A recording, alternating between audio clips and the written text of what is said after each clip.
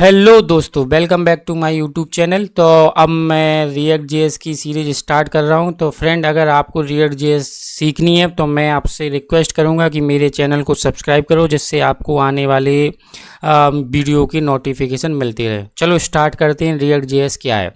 तो देखो, मैंने थोड़ी सी डेफिनेशन लिख रखी है। इस वीडियो में हम क्या देखने वाले हैं, पहले हम देखने वाले हैं कि हम अपना एक रोड मैप, कि हमें क्या क्या आना चाहिए और हमारे सिस्टम में क्या क्या होना चाहिए रिएक्ट जेएस को मीन्स रिएक्ट जेएस में काम करने के लिए। तो पहले हम थोड़ी सी डेफिनेशन समझते हैं, फिर उसके फीचर समझते हैं, फिर हम देखते हैं कि हमारे सिस्टम में क्या क्या होना ज़रूरी है। ठीक है फ्रेंड, तो चलो स्टार्ट करते हैं।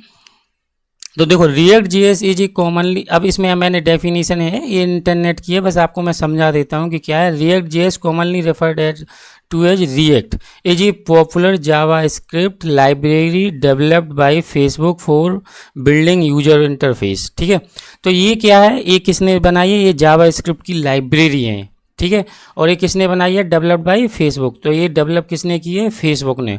पर्टिकुलरली सिंगल पेज एप्लीकेशन, तो इसे हम क्या बोलते हैं? Single page application. अब देखो, सिंगल पेज एप्लीकेशन का मतलब आप ये मत समझो कि वेबसाइट एक ही पेज की होती है तभी हमें रिएक्ट जेएस यूज करना है। कई लोग ये समझ लेते हैं कि सिंगल पेज का मतलब है तो इसमें सिर्फ एक ही वेबसाइट, मतलब हम एक ही पेज बना सकते हैं। नहीं, ऐसा नहीं है। इसमें ये है, सिंगल पेज का मतलब यहाँ पे ये है कि आप जब वेबसाइट अपनी मतलब रिएक्ट जेएस में लोड करोगे तो पेज एक ही लोड होगा, उसके बाद आपका पेज लोड नहीं होगा, आपके उसके जो कंपोनेंट हैं वो लोड होते रहते हैं। तो आपको ऐसा लगेगा कि आपकी पेज की वेबसाइट लोड ही नहीं हो रही। मतलब अगर आपने कभी अजेक्स में काम किया हो तो अजेक्स का क्या फीचर होता है कि विदाउट रीलोडिंग आप पेज के कंटेंट को चेंज कर सकते हो। तो सेम रिएक्ट में भी ऐसा ही होता है। अगर आपको देखना हो तो मैं आपको यहाँ पर दिखा देता हूँ। मैंने ये साइट बनाई थी, हम लोग इसको भी बना रहे होंगे। देखो, अगर आप यहाँ पे दिख रहे होगे तो ये मैंने डाल रखी है साइट, वेबसाइट ऑनलाइन है ये मेरी। तो अगर आप देख रहे होगे कि अगर आप यहाँ पे क्लिक करोगे अबाउट अस, तो ये देखो आपका पेज लोड नहीं हो रहा है लेकिन आपके कंटेंट चेंज हो रहे हैं, है ना।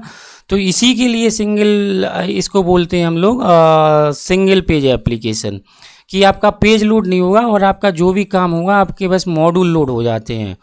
ठीक है फ्रेंड, तो अब आगे चलते हैं। It allow developer to create reusable UI component. ये हमें क्या अलाउ करता है कि आपके जो आपको देखो, रिएक्ट जेएस जब आप काम करोगे तो आपको कंपोनेंट का बनाने पड़ते हैं।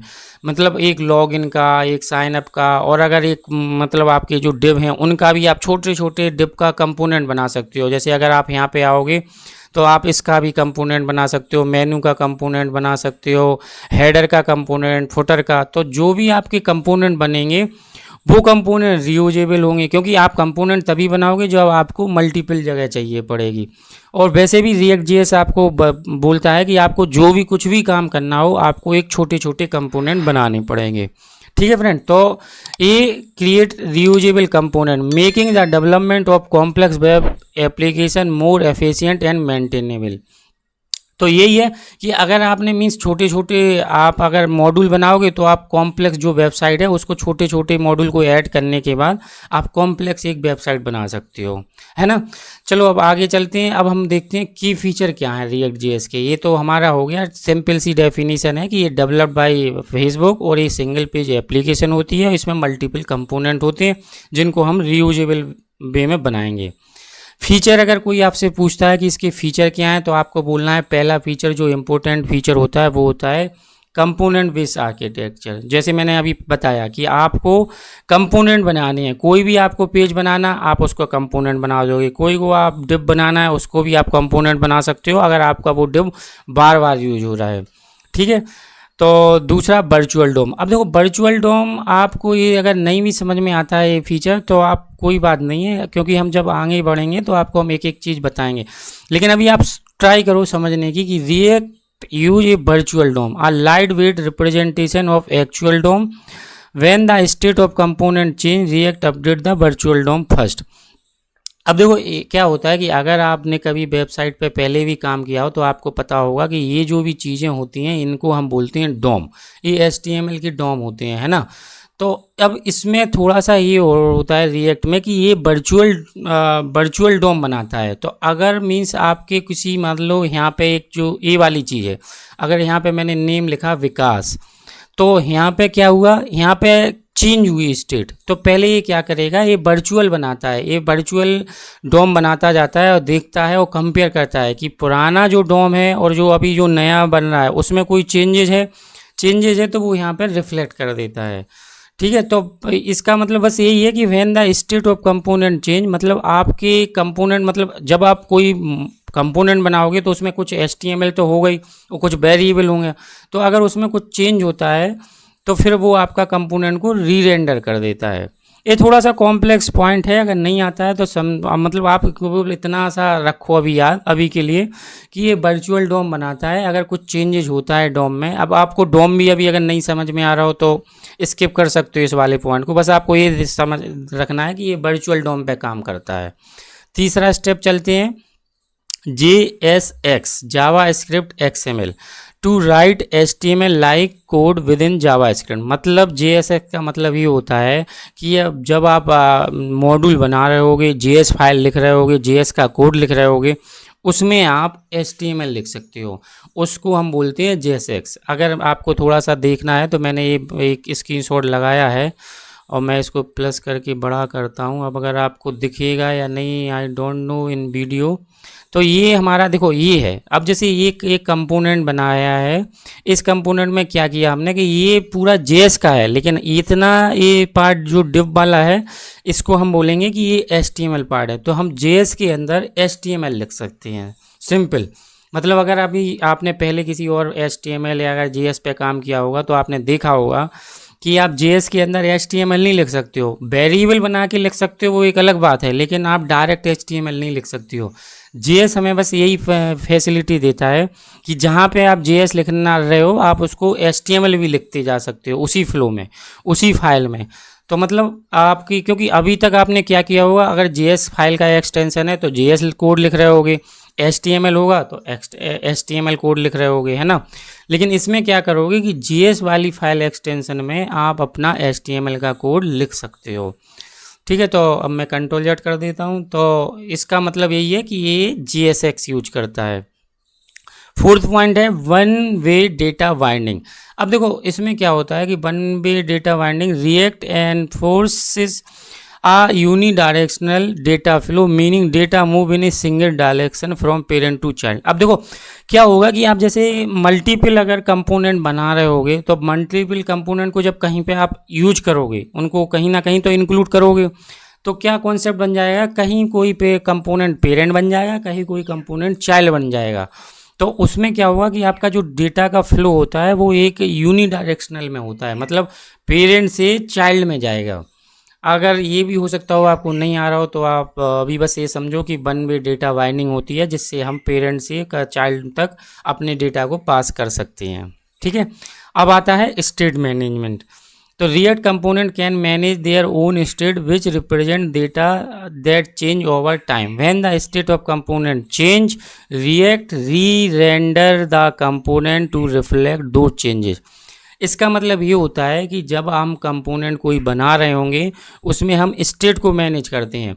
अगर आपको अभी स्टेट नहीं भी समझ में आ रहा हो तो आप ये समझो कि स्टेट का मतलब ये है कि हम कुछ वेरिएबल बना के चल रहे होते हैं, अगर उन वेरिएबल में या उसमें कुछ चेंजेज आता है तो वो क्या करता है, फिर से री रेंडर कर देता है। क्योंकि अगर मान लो कोई वेरिएबल चेंज हुआ तो आपको दिखाना भी तो है उसे, तो वो क्या करेगा, उसको री रेंडर कर देगा कंपोनेंट को और फिर आपको वो दिखा देगा। इसी वजह से रिएक्ट फास्ट होती है। क्या होता है कि अगर मान लो आपका कोई यहाँ पे, मान लो ये वाला जो पेज है फॉर एग्जांपल, ये तो मेरा अभी रजिस्ट्रेशन ही है। कई बार ऐसा होता है कि रजिस्ट्रेशन साइड में बना होता है, या अगर आप इस पर लॉगिन करके आप जा रहे होगे, मैं आपको थोड़ा सा बता देता हूँ डिटेल में भी। जैसे अगर मैं इस साइट का लिंक आपको दे दूँगा उसमें, तो आप इसको यूज कर सकते हो, मैं डिस्क्रिप्शन में डाल दूंगा। जैसे ये देखो अभी ये इसमें आपको समझ में। अब जैसे यहाँ पे अगर आप देखोगे कि ये वाला कंपोनेंट ऐड हो रहा है, तो ये देखो अगर हम कोई प्रोडक्ट ऐड कर रहे हैं तो क्या हो रहा है, ये वाला कंपोनेंट चेंज हो रहा है, सिर्फ ये पूरी पेज का साइड लोड नहीं हो रहा है। ये कंपोनेंट बेस बना हुआ है कि मतलब एक कंपोनेंट में मैंने प्रोडक्ट को डिस्प्ले कराया, एक मैंने कंपोनेंट बनाया है जो हमारा इसको अपडेट कर रहा है, और ये कंपोनेंट बनाया है मैंने कि जो एक, अब आप देखना कि अगर मैं यहाँ पे ऐड करूँगा तो इस वाले कंपोनेंट शॉपिंग वाले कार्ड में ऐड हो जाएगा। आप देखो ना, ये देखो ऑटोमेटिकली हो गया और साइड लोड भी नहीं हुई है है ना। अगर आप फिर से मैं जैसे अगर और कोई कंपोनेंट ऐड कर देता हूँ, अब मैंने वॉच अगर मैं रिमूव करूँगा तो ये देखो कोई बिना लोड का ये हो रहा है ना।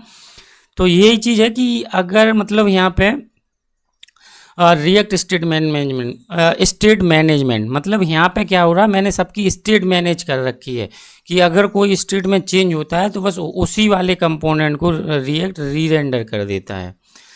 अब चलते हैं रिएक्ट हुक्स।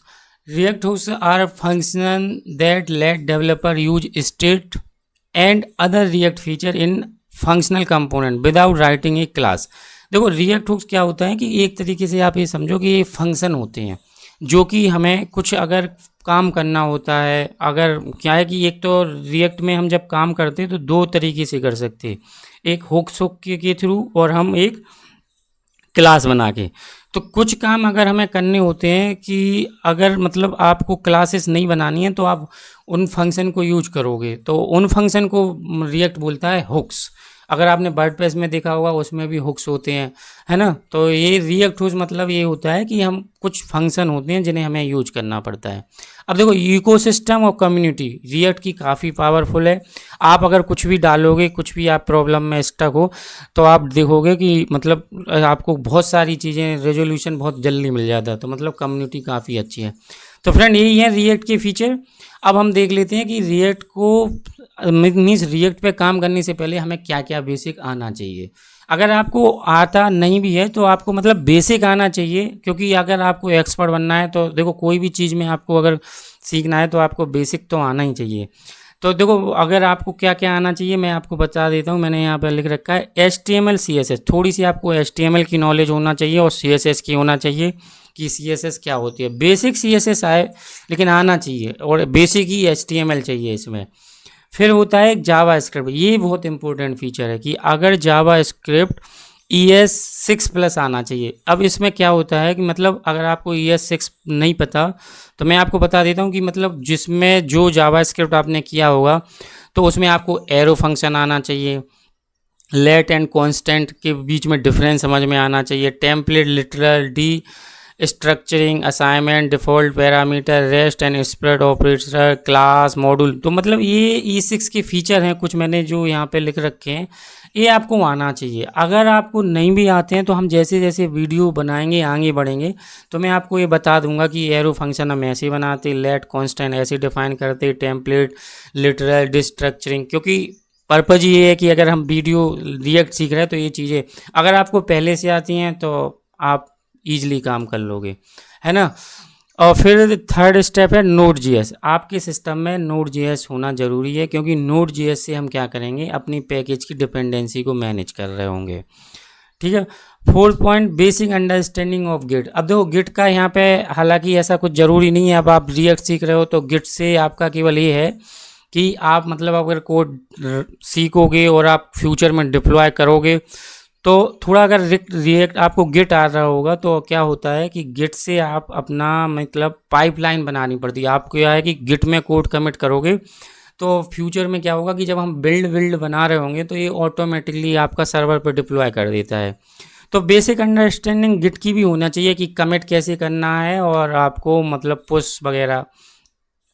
पांचवा पॉइंट है फेमिलियर विद रेस्ट एपीआई। अब देखो रिएक्ट जेएस से हम केवल HTML बनाते हैं और फ्रंट एंड बनाते हैं। अगर आपको डायनेमिक आपको कुछ डेटा सर्वर से लाना है तो आपको रेस्ट एपीआई भी आना चाहिए। तो आपको थोड़ा सा ये भी पता होना चाहिए कि रेस्ट एपीआई कैसे वर्क करती हैं। अगर नहीं भी इनकी चीज़ें में कुछ पता है तो आगे आने वाले वीडियो में हम देख लेंगे ये चीज़ें। ऐसा कुछ मतलब इतना टफ नहीं है ये सारी चीज़ें।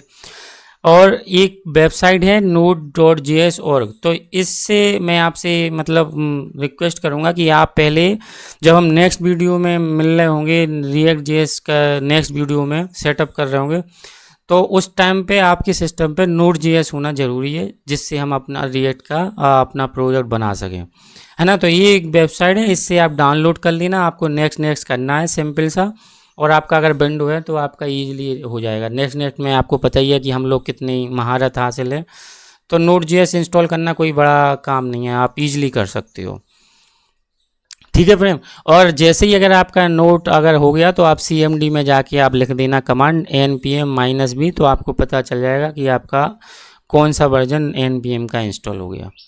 ठीक है फ्रेंड, तो यही था Node.js का रोड मैप। अगर अब आपको आने वाली वीडियो में मतलब React.js सीखना है तो मैं फिर से कहूँगा please like and subscribe my channel. Thank you friend, bye bye.